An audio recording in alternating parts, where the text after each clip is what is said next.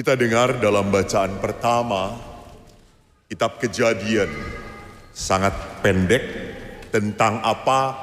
Tentang Abraham yang berawal mula bernama Abram. Abram diminta oleh Allah untuk meninggalkan tanahnya, saudara-saudaranya, dan semua yang dimilikinya.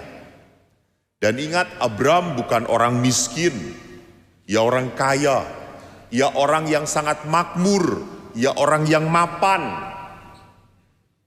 ia orang yang sudah diberkati, hanya memang belum mendapatkan keturunan. Dan waktu diminta oleh Allah pergi, dan Allah menjanjikan keturunan serta berkat, Abram pergi tanpa banyak bertanya. Inilah iman dalam kebutaan, ketaatan dalam kebutaan.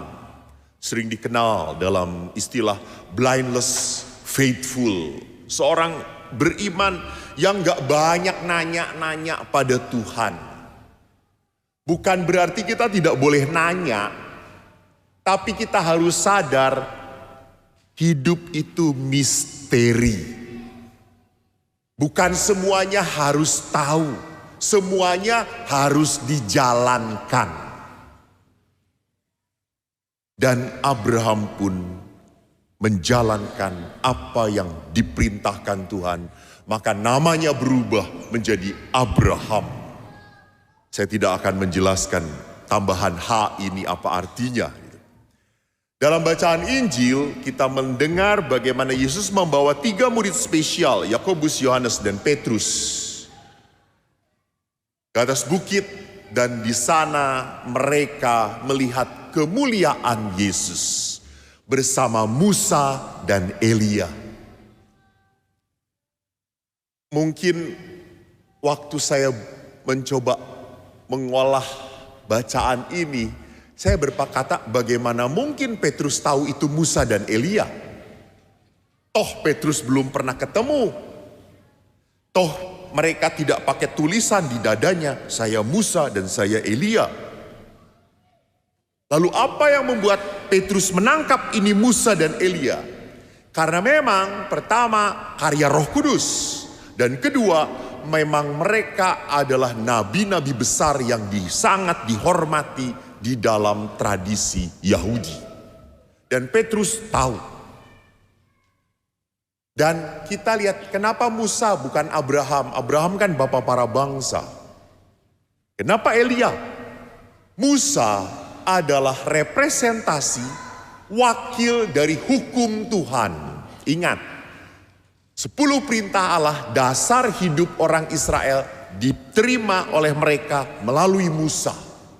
Maka Musa itu dasar dari kehidupan supaya kamu menjadi umat Tuhan dan Tuhan Allah Yahweh menjadi Allah kamu. Ini ikatan lewat 10 perintah Allah. Maka Musa besar sekali. Elia nabi yang dahsyat. Dia banyak membuat mujizat. Bahkan Elia perginya pun diangkat oleh kereta berapi. Dan Elia kata-katanya amat sangat tajam. Dia berani menghardik kejahatan orang-orang Israel di saat mereka hidup di luar perintah Allah. Maka Elia diangkat sebagai sosok kenabian yang besar. Lalu Yesus siapa? Kan pertanyaannya, Musa itu hukum, Elia itu nabi, Yesus siapa? Langsung Allah ngomong sendiri, dialah putra yang kukasihi, kepadanyalah aku berkenan, dengarkanlah dia. Jadi kepada para rasul 3 wakil ini Allah mewartakan dengan kekuatan firman-Nya, ini anakku, aku berkenan pada dia. Artinya berkenan itu apa? Semua tindakan Yesus, semua ajaran Yesus diiyakan oleh Tuhan, dibenarkan oleh Tuhan. Maka Tuhan berkata, dengarkanlah dia. Saudaraku, inilah peristiwa yang disebut di dalam istilah gereja transfigurasi. Memperlihatkan siapa Yesus adanya, benarnya. Peristiwa kemuliaan. Ini untuk menunjukkan kepada para rasul supaya nanti pada saat Yesus menderita, jangan kehilangan iman mereka ini. Walaupun kenyataannya para rasul juga kehilangan iman. Setelah Yesus ditangkap, mereka kebingungan. Mereka melupakan peristiwa kemuliaan. Dan peristiwa kemuliaan ini membuat Petrus ingin berlama-lama. Kita dirikan 3 kemah. Saya tertarik memasukkan konteks transfigurasi dengan konteks transubstansio yang ada di dalam perayaan Ekaristi. Karena ini penting. Mungkin beberapa umat Katolik entah belum pernah mendengar, entah sudah lama mendengar, saya ingatkan kembali. Apa itu transubstansio dalam Ekaristi? Katekismus Gereja Katolik artikel 1375 mengatakan transubstansio adalah perubahan substansi dari roti menjadi tubuh Kristus, dari anggur menjadi darah Kristus, dan itu terjadi karena sabda Tuhan dan karena kuasa Roh Kudus melalui imam dalam konsekrasi. Jadi pada saat imam mengatakan tubuh Kristus, ini benar tubuh Kristus. Walaupun Anda melihatnya secara materinya roti. Tapi substansinya, asalinya, kebenarannya adalah tubuh Kristus. Dan transubstansio ini adalah sakramen gereja yang mau diberikan kepada umat beriman. Sebagai apa? Sebagai kekuatan ilahi yang meneguhkan kita.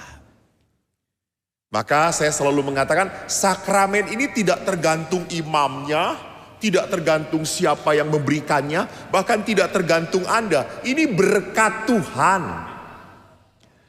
Nah, hanya berkat Tuhan ini apakah berbuah atau tidak tergantung dari apa sikap hati yang menerimanya. Sikap hati. Waktu saya ke Singkawang mengadakan KRK Kebangunan Rohani, saya membawa adorasi sakramen Maha Kudus, monstran, saya bawa berkeliling. Tiba-tiba ada anak muda yang milem. Di film terus. Monstran itu ada di depan dia, malah di film terus, tidak disembah. Saya dalam hati, asem tenan ki wong. Tapi mungkin gak ngerti ya, karena saya pakai bahasa roh.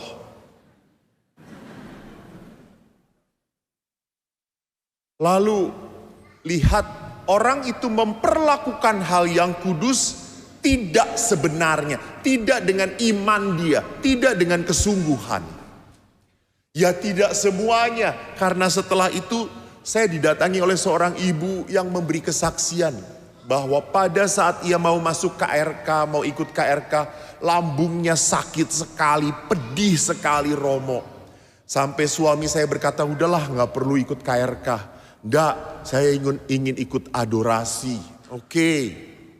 Lalu selama KRK saya memberi khotbah, ibu itu mengatakan semakin sakit Romo. Seperti lambung saya ini dipelintir. Namun pada saat Romo membawa sakramen Maha Kudus berjalan, bahkan saya merasakan di depan saya memberkati, tiba-tiba sakit itu hilang dari lambung saya. Saya tidak minum obat apapun. Lah kok bisa ya Romo? That is the power of God. Sikap iman ibu itu yang membuat berkat melimpah. Maka syukur pada Allah pada hari ini 105 bapak-bapak akan dilantik menjadi prodiakon. sikap iman mereka. Walaupun dari 105 ini 100 terpaksa.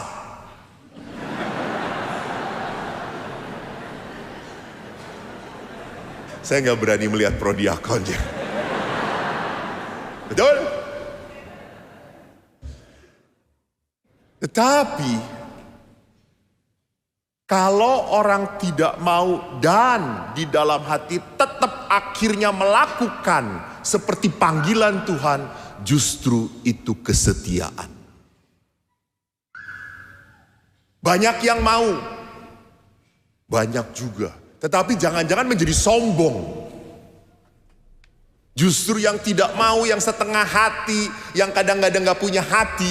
Dan Anda diangkat, dijadikan, sekali lagi Anda melawan kemalasan Anda. Anda melawan ketidakmampuan Anda karena Anda diangkat oleh Allah sendiri. Anda diberkati oleh Allah sendiri. Maka umat yang terkasih, mari kita doakan para prodiakon ini. Kalau setiap bulan mendoakan para imam, Anda pun harus mendoakan para prodiakon. Supaya semakin rendah hati. Semakin tidak mudah menyakiti umat. Semakin jangan sampai prodiakon ini menjadi polisi di tengah-tengah umat gereja ini. Salah sedikit ditegur. Bapak siapa? Prodiakon. Dan macem-macem. Prodiakon. No. Prodiakon diangkat untuk menjadi pelayan, perpanjangan tangan Tuhan. Maka Bapak-bapak prodiakon, terima kasih untuk ketidaksediaan Anda dulunya. Tetapi toh akhirnya kita bersama-sama berkata, dengan bantuan rahmat Tuhan, saya bersedia. Itulah tanda kerendahan hati. Itulah tanda bahwa saya bisa seperti ini dan mampu melaksanakan tugas saya semata-mata karena karya kasih Tuhan.